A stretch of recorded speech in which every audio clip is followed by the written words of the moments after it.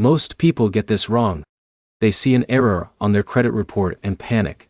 But the biggest mistake you need to avoid is ignoring it or assuming it will fix itself over time. In this video, we are breaking down how to dispute a credit report on Credit Karma in 2026, and what actually happens behind the scenes when you do it. Let's start with the simple truth. Credit Karma does not directly control your credit report. It acts as a middle layer that shows your TransUnion and Equifax credit data in one place.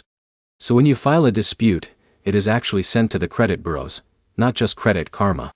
Now here's where it gets interesting. Most people think disputes are complicated, but the process is actually straightforward when you understand the steps. So let's walk through it step by step. First, you need to log into your Credit Karma account and go to your credit report section. This is where you will see your TransUnion or Equifax reports depending on what is available in your profile. Now, identify the error. This could be something like a late payment that you believe is incorrect, an account you don't recognize, or outdated information that should have been removed.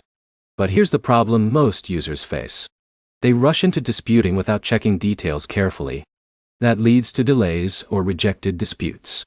For someone like Alex who notices a wrong late payment, the first step is to gather proof. This could be bank statements, payment confirmations, or account records. Now here's the actual dispute process. Inside Credit Karma, you can select the item and choose the option to dispute it. You will then be guided to the credit bureau's dispute system, where you explain why the information is incorrect. In a minute, I'll show you what happens after you submit a dispute and how long it actually takes to see results. Once submitted, the credit bureau investigates the claim. They contact the creditor and verify the information. This process usually takes a few weeks. Now, let's talk about possible outcomes. If the information is proven incorrect, it gets updated or removed. If it is verified as accurate, it stays on your report. This is where Jake often gets confused. He thinks not getting the result he wants means the system failed. But in reality, it means the creditor confirmed the data. So what should you do to improve your chances? Be precise, provide supporting documents, and only dispute items that are genuinely inaccurate. Frivolous disputes usually get rejected faster. Let's summarize everything clearly.